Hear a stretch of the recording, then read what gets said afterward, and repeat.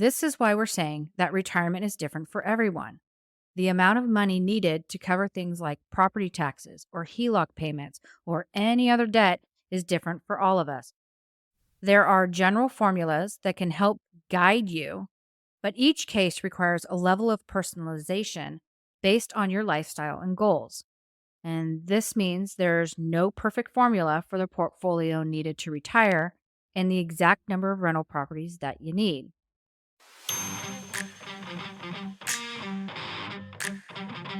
Welcome to Your Landlord Resource Podcast. Many moons ago, when I started as a landlord, I was as green as it gets. I may have had my real estate license, but I lacked confidence and the hands-on experience needed when it came to dealing with tenants, leases, maintenance, and bookkeeping. After many failed attempts, fast forward to today, Kevin and I have doubled our doors and created an organized, professionally operated rental property business. Want to go from overwhelmed to confident? If you're an ambitious landlord or maybe one in the making, join us as we provide strategies and teach actionable steps to help you reach your goals and the lifestyle you desire, all while building a streamlined and profitable rental property business. This is your Landlord Resource Podcast. Hey there, landlords. This is Stacy, and I'm here with my, hopefully someday soon, retirement partner named Kevin. Hey, I know you're a decade younger than I am, but retirement is hopefully coming up soon for me. Many of you may not know, but I recently turned 65 and had to register for Medicare. And it really wasn't that bad, but there was a small moment when I felt kind of old. But I'm really a kid at heart, though, right? Yes, you are. Now, in the traditional sense, many people my age are either already retired or planning to do so soon. Stacy, on the other hand, is 53. Yay. And where we do not work a traditional 9 to 5, and if it were not for your landlord resource, we would have a lot of flexibility. We have been actively planning our retirement for several years. We are kind of beyond the FIRE stage, and that's an acronym for Financial Independence, Retire Early. This is a method more focused on younger people ranging in age as young as the early 30s to mid 40s. But we'll get more into that in a minute. For Stacy and me, neither of us were really great at retirement planning until about 10 years ago. We each had traditional IRA accounts that we would make periodic deposits into, and Stacy had a small investment account that she was working to grow. But neither of us worked a 9 to 5 jobs that provided us with anything like a 401k or profit sharing or pension that could bump us up to a level of feeling comfortable with the direction we were going to as pertains to retirement savings.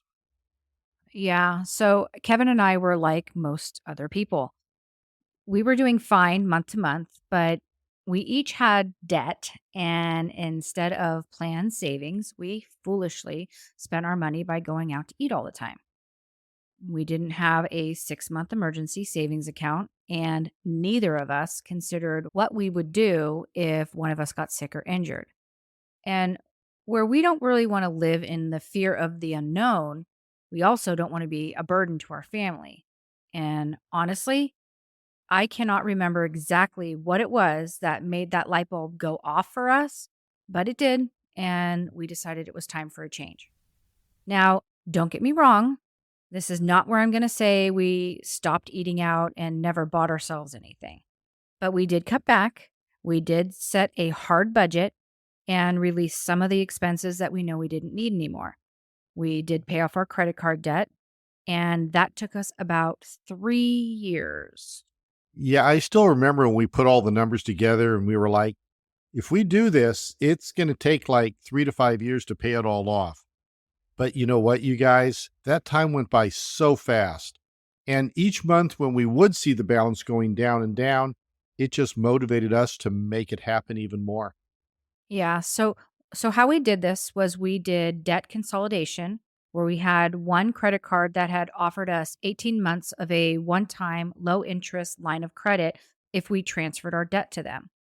And this is the same concept that you'll hear many real estate investors doing to buy properties by using a credit line that they have with a credit card, by simply writing a check to themselves from one of their special offers or promotions that the credit card company sent out. I believe our first balance transfer was a 1% transfer fee, and then we had to pay it off in full by 18 months, or else we had to pay a hefty interest rate that would apply all the way back to the beginning balance. So there was really motivation there to pay it off.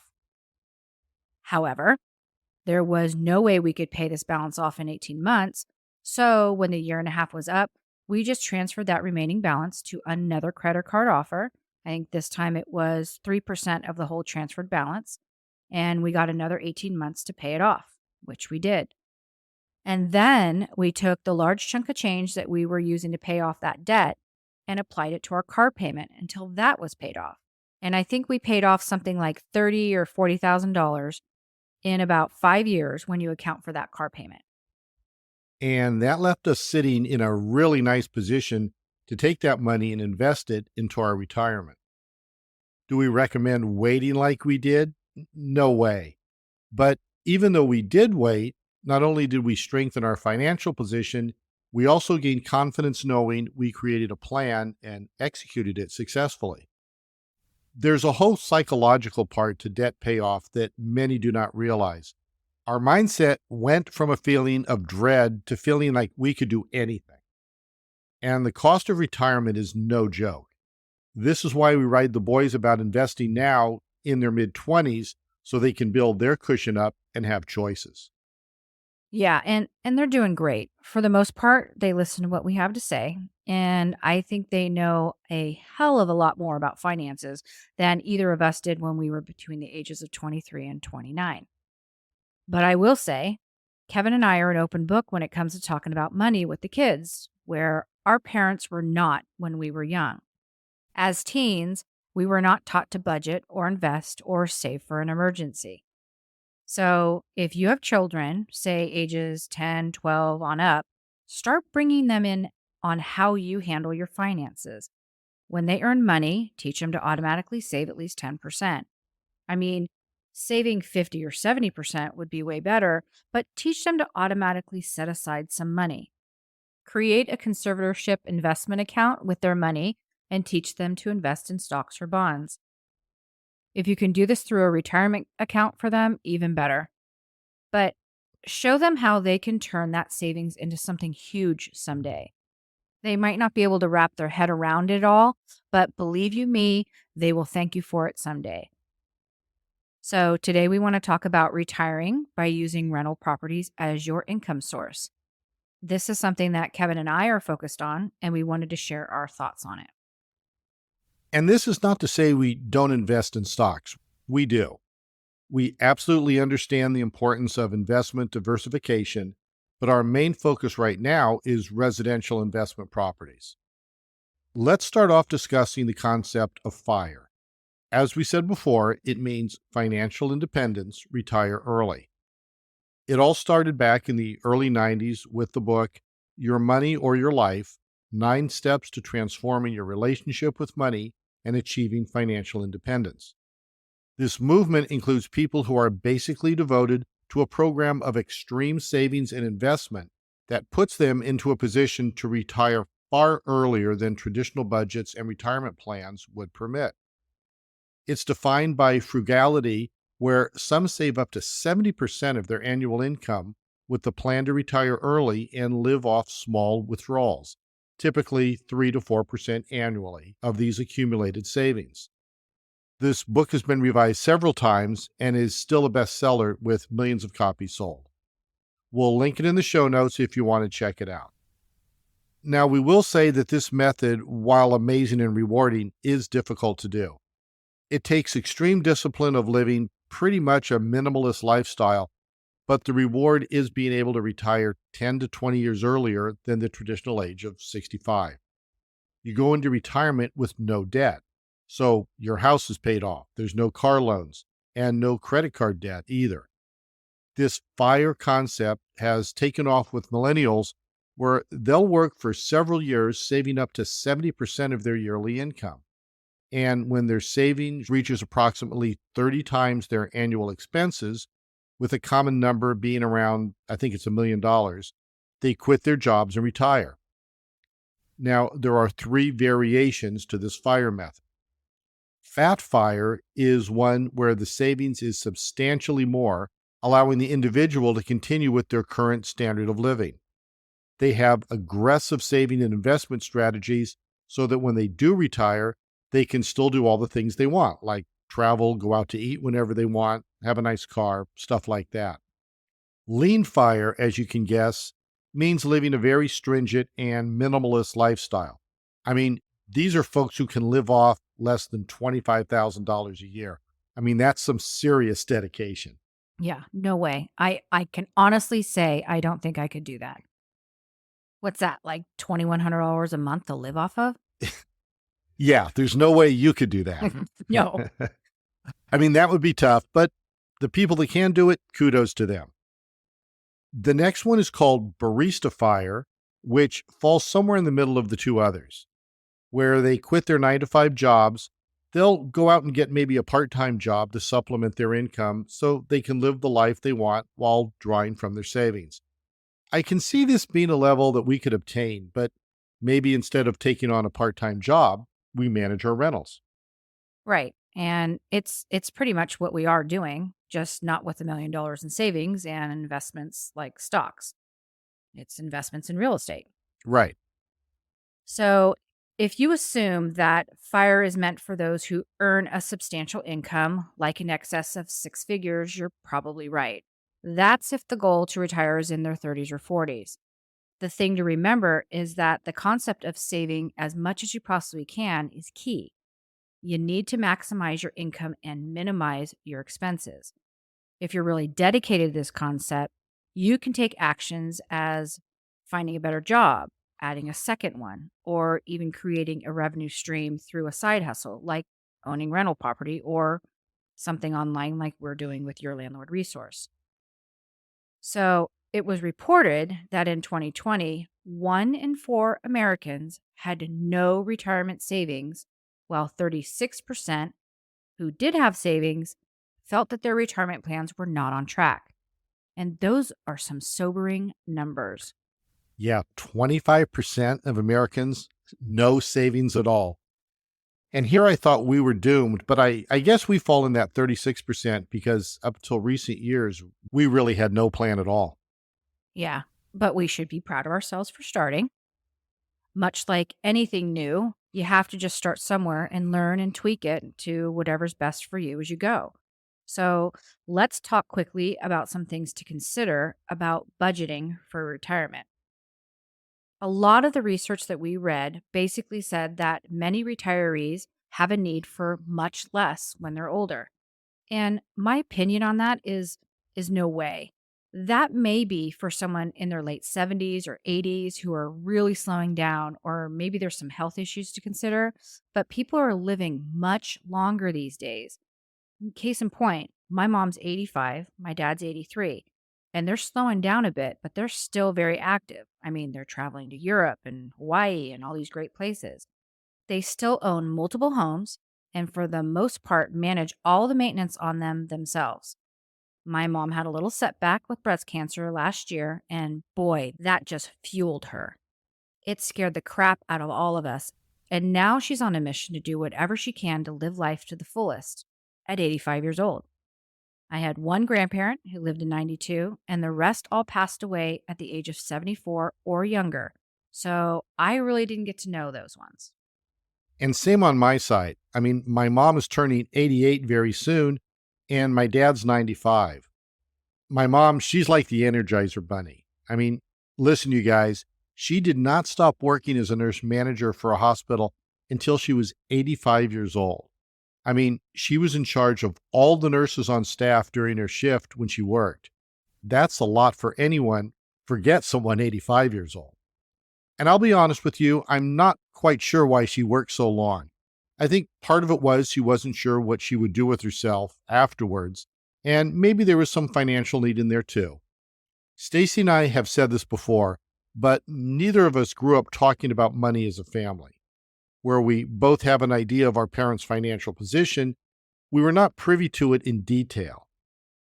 My dad is still sharp as a tack. His body is slowing down a little, and some days he uses a cane. But last year at 94, they both traveled pretty much by themselves to Texas to go to my niece's wedding.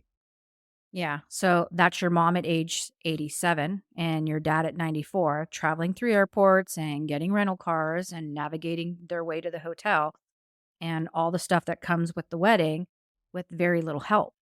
Yeah, and well, my dad had a wheelchair at the airport because the walk was a bit long for him. And my one sister traveled there with them, but not back. So, yeah, at least half of the travel was alone because we met them all there. Yeah. I mean, I think that's pretty amazing, very inspiring.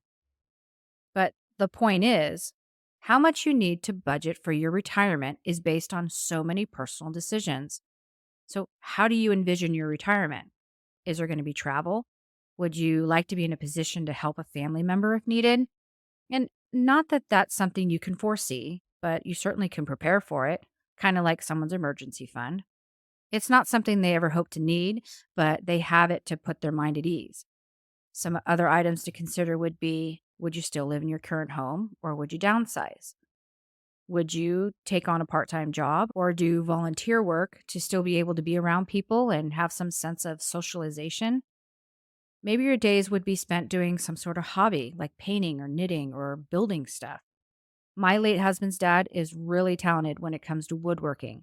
He's made the kids puzzles, write on toys. He made me a cool Parmesan cheese grater box from a sample that someone brought back from Italy. He's made all kinds of holiday decorations and still to this day stays busy making small projects for my sister in law's holiday craft boutique. Yeah, she always gives us something personalized and cool each year. Yeah, I like it. I think many people don't think about what they'll do to occupy themselves when they retire. My guess is that they're focused on getting out of the grind and relaxing, which is great. But personally, there's only so much laying around I could do. I would need a new sense of purpose to fill my time. Yeah, well, I mean, our goal is to travel and not only visit the kids and someday grandkids, but I still have a lot of the world that I want to see. But I think the one thing that I really want to do is create a family cookbook for the kids. And for those of you who do not know, cooking is a passion of mine. I have a bunch of recipes I'd like to share with them by making a book, but I also want to do a step-by-step video of me making the recipe so they can see it. It seems video is a cool way to do it so they can all feel close to me now and when I'm no longer here. So, my point is that retirement and the financial needs of each and every one of us is going to be different. And there's tax considerations as well. If you move, will your property taxes increase? For many older people in California, with the benefit of Prop 13, selling and buying something smaller is not an option because the capital gains they will earn on their homes and the astronomical property taxes they're going to have to pay without that Prop 13 is near impossible for many of the elderly on fixed incomes. Okay, for those of you who aren't aware of Prop 13 in California, it essentially converted the market value based property tax system to an acquisition value based system. Under Proposition 13, similar properties can have substantially different assessed values based solely on the dates the properties were purchased. So, this came way back in 1978 because home prices were soaring and the elderly and older generations were having trouble keeping up with the increased property taxes, which are around 1 to 1.25% of the home value. Prop 13 locked the rate for a home's property taxes to their purchased value so there would be no increases. They did this because as homes sold, the new owners would have to pay the higher rate and the state could easily recoup the cost. Prop 13 was able to be transferred to a child so that they could also hold this rate just so long as the property was their primary residence. Yeah. Okay. So, you guys, this was something I was able to take advantage of. My parents wanted to move to a new area, and the value of their new home was too high to take this Prop 13 benefit with them, as there's limits on the increased value of the new residence. The thought is for the elderly to move from a house to a smaller home, condo, townhome, whatever, not a larger one like my parents ended up doing. And essentially, my parents gifted the home to my late husband and I. We kept our old home as a rental. And then after we established ourselves in the new property, we took out a HELOC, paid my parents just under market value for the home. The value of that home today has increased 300% since I bought it. But my property taxes are about 1/10 of what all of our surrounding neighbors pay. And this is how we're able to invest the way we do today. I had parents with the forethought of saving me tax debt back in 1995. This is why we're saying that retirement is different for everyone. The amount of money needed to cover things like property taxes or HELOC payments or any other debt is different for all of us. There are general formulas that can help guide you, but each case requires a level of personalization based on your lifestyle and goals. And this means there's no perfect formula for the portfolio needed to retire and the exact number of rental properties that you need. It is important to keep in mind all the tips that we provide are merely that, just tips, and have to be taken into account with your current circumstances, your location, the market situation, the demand, and other relevant factors. So if you came here today looking for us to say you only need to own X number of rentals that are going to make you Y amount of money each month to cover your retirement, you're wrong. What we're saying is that, like everything with a big impact, deciding how and when to retire is not a cut and dry formula. Way back when, we were told we needed $3 million in assets to live comfortably, and we were like, cool, done. But when we really dove into the numbers, we realized, wait a minute, that didn't include travel or helping our kids or buying properties near them or anything like that. It did not include rising costs of supplemental insurance, and it did not include increased operational costs for multiple personal homes. And many of the formulas you find online are based on certain life expectancy. In the US, that currently is age 77. So, what happens if you live to be 100? For the most parts, our parents have already outlived this life expectancy. Okay, so let's talk about why owning rental property is a great income source for retirement.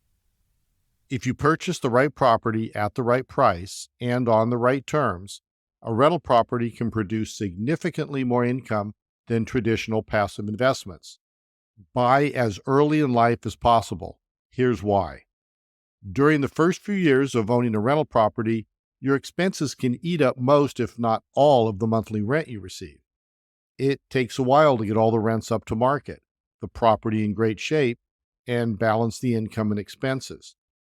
Buying early also means the appreciation you gain on equity is much greater, allowing you opportunities to 1031 exchange the rental into larger, higher earning capacity property while holding off on paying capital gains. You can also use the equity in that property as a down payment on a new property if you prefer to hold it. Your incoming rents will grow as time goes on, but your mortgage will not. Well, unless you use your equity by way of a HELOC. Notice how I said mortgage? You may want to consider keeping the mortgage going so you can have mortgage interest write-offs on your personal and rental properties. The loss of this deduction after the mortgage is paid off is also something that many do not consider. Remember that generally qualified rental expenses like property taxes, mortgage interest, operating expenses, and repair costs are tax deductible. If you can handle the debt and it falls within your budget, this can seriously help offset income taxes you'd have to pay on that rental income. Another consideration about buying rentals before retirement is that when you buy early, like when you still have a regular job, your lender will have an easier time qualifying you for a loan. Mortgage lending guidelines typically require applicants to be employed and have at least 2 years of steady employment history in the same occupation. Lenders also require a substantial down payment, typically 30% or more, if the buyer won't be occupying the property.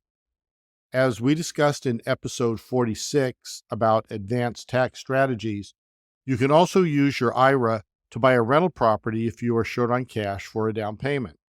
There are limitations on the income if you are not of retirement age, so go back to that episode and give it a listen to learn more about it.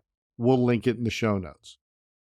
The last point we want to make about buying before actual retirement age is you may be able to manage the property yourself, which is a huge money saver. Paying a property manager can cost hundreds per month depending on the services you employ them for. In most cases, you'll be paying 8 to 10% of your gross rents. Our argument is that if you learn the ropes before, you will be better equipped to finding the right property manager to hand your asset off to for management. You will know what works and what doesn't, what you like and what you don't like, and can use that knowledge to hire someone that fits your property and your needs. By waiting, you also put yourself in a better financial position to be able to afford a good property manager when the time comes to hand it off.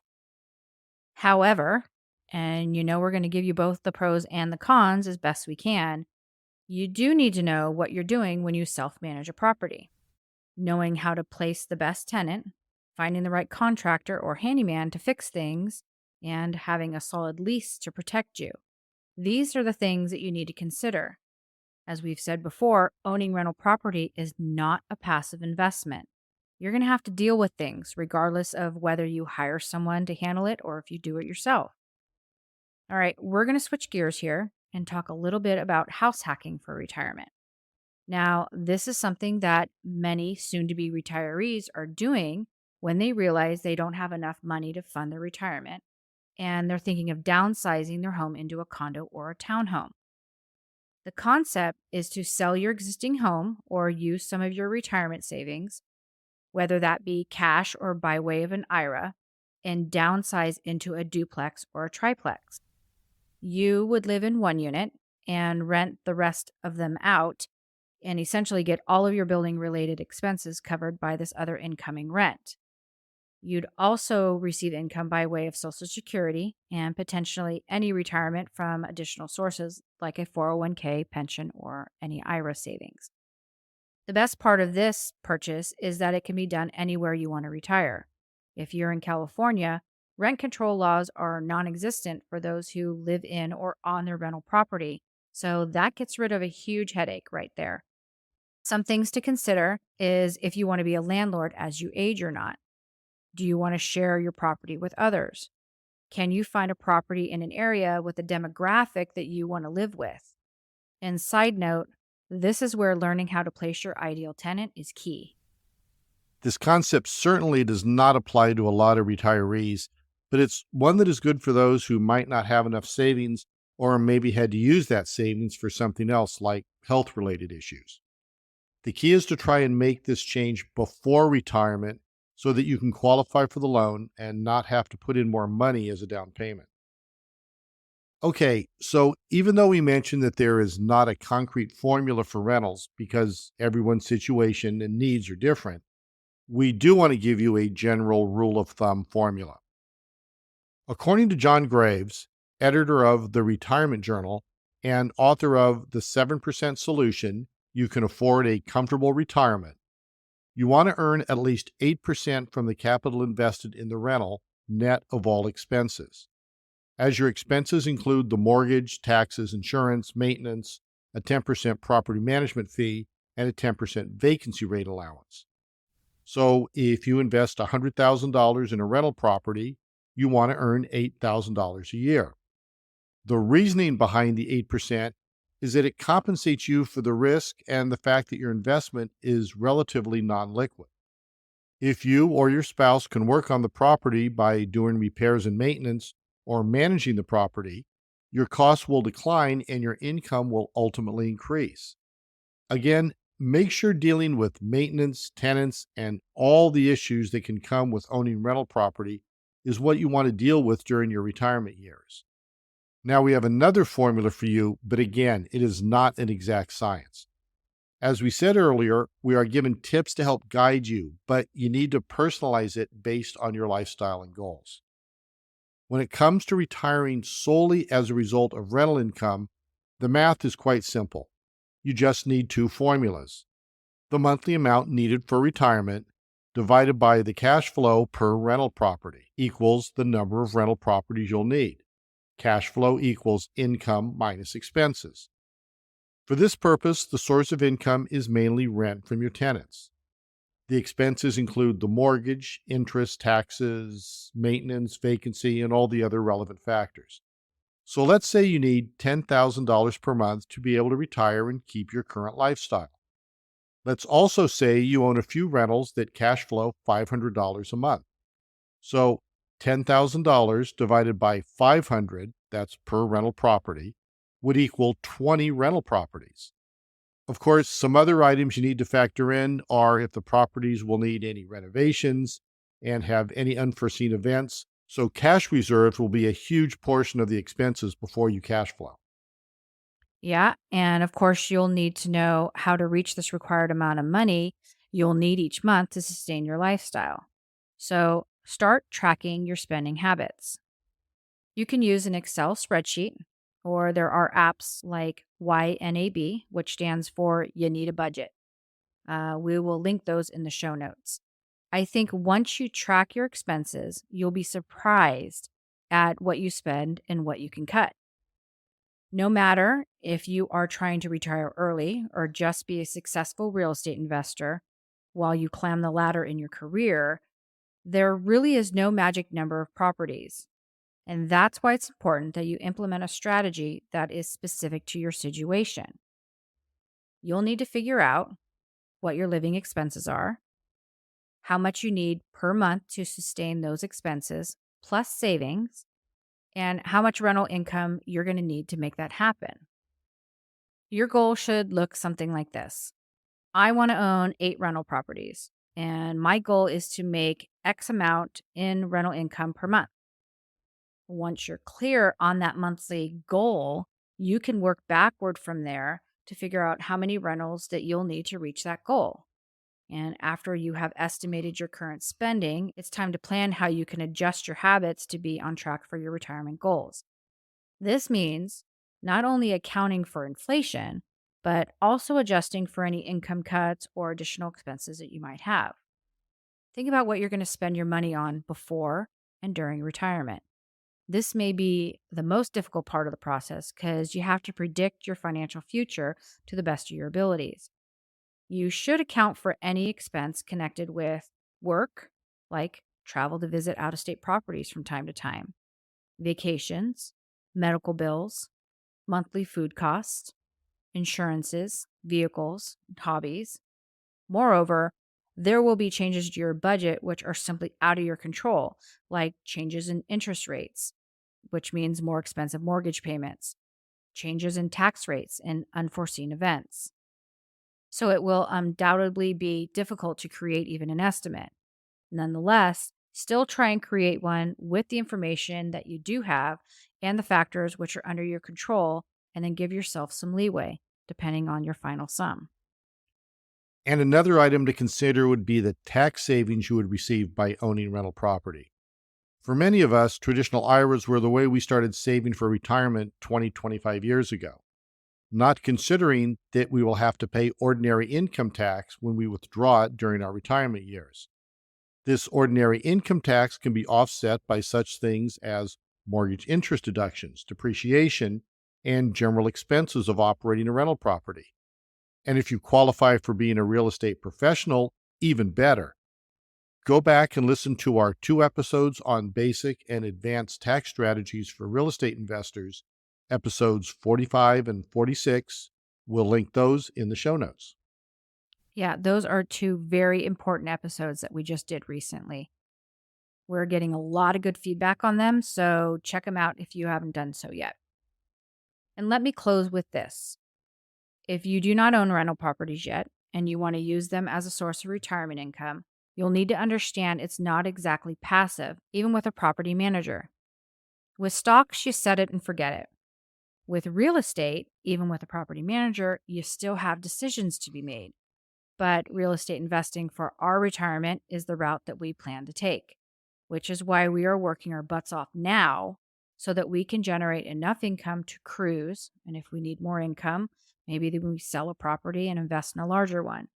But who knows? We're still somewhat in the planning stages and we're going to start implementing it all soon. One more thing I want to recommend is the book Retire Early with Real Estate by Chad Carson. I read this a few years ago and it really hit home. It's an easy read, and Chad really puts it all into perspective for you. We will link it in the show notes for you to check out. I remember when you were reading that, you were laying in the hammock up in Tahoe. Dreaming of a beautiful Yeah, retirement. there you go. All right. Well, that is our show for today. We are so grateful that you took time out of your busy day to listen to what we have to say. So let's keep working at getting the word out to other landlords. If you love what you hear, would you do us a huge favor and leave us a kind review so we can continue to reach other rental property owners? We really need other listeners to know how our podcast has helped you and what you love about listening to us each week. You can find the link in the show notes for your review. While you're at it, would you also follow or subscribe on your favorite podcast platform? Because your downloads each week allow us to grow and reach other rental property investors. And the last thing, we'd love to connect with you. We have a great newsletter with all kinds of tips and articles for rental property owners that you can sign up for. It's free. We'll link it in the show notes along with links to our private Facebook group and social media sites. And remember, try to make your retirement planning fun. Until next time, you've got this, landlords.